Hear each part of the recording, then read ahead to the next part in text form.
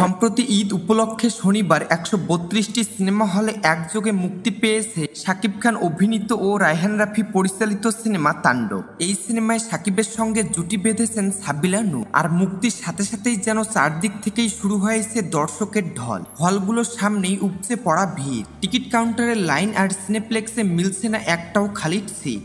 পথ শোয়ের রেসপন্সেই এবার বোঝা যাচ্ছে শাকিব ভক্তরা এবার তাণ্ডব নিয়ে একেবারেই উচ্ছ্বসিত।